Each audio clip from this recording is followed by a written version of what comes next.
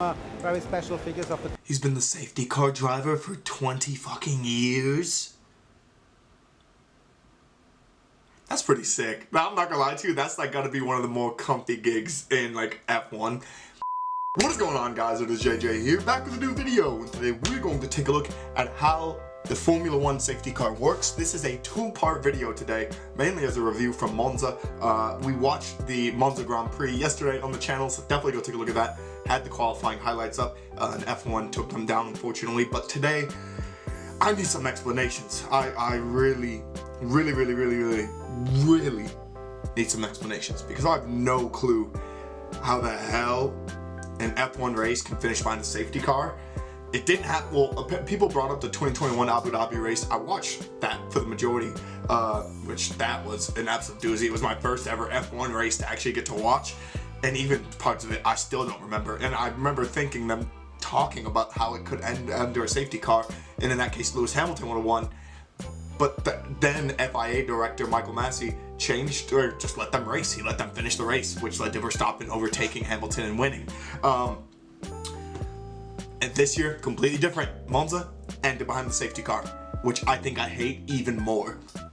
I don't know how it's worse, but yeah, it somehow is worse. So we're gonna take a look at what the safety car even does in F1. I feel like I know the majority of it, but it's good, mainly for me to still understand the sport. And then we're gonna take a look at the safety car ending from WTF1. That'll be the second video. Go check that out as well, because I need some outside opinions on why it's stupid or how they could change it or things like that. But yeah, let's get into the video. As well, guys, you can find the original video down in the description below. It's from the Mercedes page. So yeah, let's do it.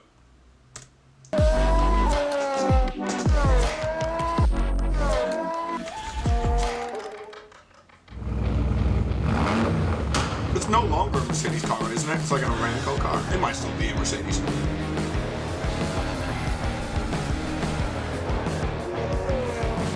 Hello, my name is Bernd Mailänder. I'm the official FIA safety car driver in Formula 1. I'm doing this job since 20 years, and I want to show you some very special figures of the... He's been the safety car driver for 20 fucking years? That's pretty sick. Now, I'm not gonna lie to you, that's like gotta be one of the more comfy gigs in like F1. Only time it probably wouldn't be comfy is if it's like bad weather. Then I could see it being like detrimental, or like when you have to be in the car all times just in case something happens. Like that probably sucks, but nonetheless, alright. Well, this is the official FIA safety car. It's a Mercedes AMG. Since 1996, they're presenting the official safety car. Why do you see the safety car on the track? Quite easy, because something happens on the track. So race control will send me on the track on the right time. I'm behind the steering wheel, and hopefully I will catch the leader. That's always the tricky point. He's got to catch the leader and slow them down. If something happens, accident, weather conditions, or for a special reason. We have a lot of antennas. That's for telemetry, what is quite important, that our engineers get always the right data from the car. On the top, what the spectators really like to see, that's our light bar, where we have the orange light, where we have the flashlights around the car, and where we have the green lights. In front of them, it's the marshalling system. Marshalling system, all F1 cars have it inside. That's the flag system, where they got the signal, which kind of flag is on around the track. If it's a dangerous situation, for sure they will see a yellow flag. Just for example. We have a onboard camera who's showing to the front and into the back as well. And on the back, there's another antenna. That's the most important antenna, because this is my communication. That's the radio antenna, where we get all information from race control, from the race director. So radio, it's very important in the modern Formula 1. And he's got the flap. Hey, I'm not gonna lie to you, I love that it's the flappy pedal gearbox as well for the safety car. Just because, I mean, obviously you want to drive a manual, but the speeds that they're driving at, I mean, the speed that he has to drive at, no automatic car would probably work on. Plus, you need to be able to change gears on F1 tracks. That's the entire point of the F1 tracks. Otherwise, someone's going to run into the safety car. Which I wonder if anyone has ever crashed into the safety car, or if anyone has crashed a safety car. Those might be videos worth taking a look at. But that's like for another day.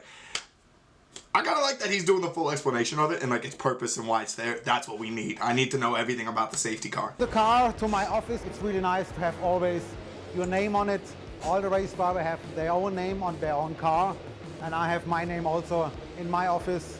on my beautiful safety car. And let's go in. Well, now we are inside the safety car, and for sure we have a lot of buttons, but it's all the regular buttons. Also the function of these buttons are completely regular. But we have some very special things inside, and that's what I want to show you. So you have seen here the buttons are flashing. That's the marshalling system. Driving wise, what is very important for me, that's here this kind of button that calls TC, it's traction control. And traction control, it's a safety measurement who is regulating the traction of the car, and I'm always nearly off, but it's helpful if you are driving on, let's say, 7 of 9. Sometimes if I want to do a nice drift, you can switch it off as well. Then just on the top screen here, usually I'm using the temperature, what is very important, the data of the temperature, of the power, of the gearbox. Then it's very important, we have 2 different screens inside. So I can just switch it on for you. They are not working in the moment because nothing is going on. So we get on this screen, we get the original live fee, we get lap times, we get also information if there's an accident on the track, and if it's more than 20 G, it's something popping up, and we said, okay, in turn 6, a big accident with 25 Gs. So we get already this information, what is very helpful for us and for my co-driver. So they get information that like the normal public would not get in terms of what cars crashed, how much force, where it's at, what's going on, and what the plan is, probably. As they should. They're part of the sport. They're technically a part of the sport, but I like that. I like that. Talking the safety cars, dude, driver, I just want one of these cars to drive, bro. I just want to drive a safety car. Buttons here, 2 red ones, that's the main radio, and that's the backup radio. So the radio is connected to race control, and race control tells me all the time what happens on the track, if I have to deploy or if I have to come back through the pit lane. The light system on the top of the car, I can use it. Here are some standard buttons, and these standard buttons we just put different colors on. So for sure the silver button, it's for the flashlight, orange button for the orange light on the top, so when the safety car deploys, and the green button if someone, when I'm allowed to give a driver a chance to overtake me. Very important because sometimes we can't catch the leading car, so we put the green light on and he can pass us.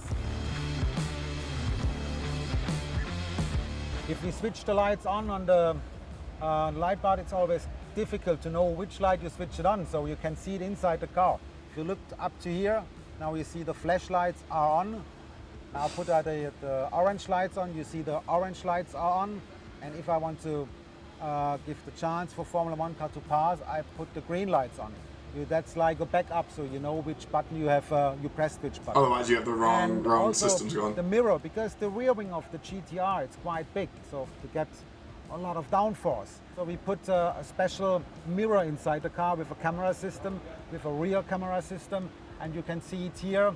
So it's focused by a camera to get a clear vision to the back of the car.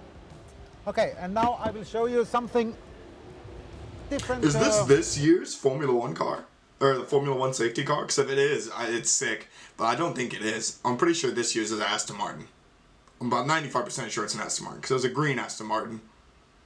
It might not be an Aston, but it's a green car. It's a green car 100%. The regular car, we have the real heart in the front of this car because it's a front middle engine. That's the power side. It's a and now we're going to gorgeous the Mercedes side. AMG. And the communication side and all the data, you will find it here in the booth of this car, where you have the 2 radio system, main radio, backup system.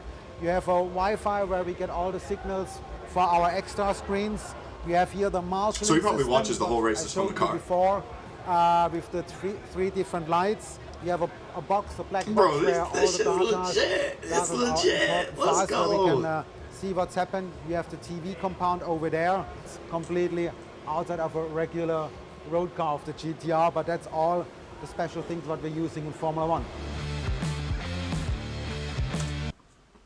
How much for us to buy a safety car?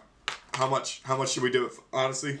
All I'm saying, chat, all I'm saying, peeps, is we need to pool our money together. We need to do a YouTube collective. We need to buy an F1 car together. Everyone pool our money in. We'll buy like a super old one.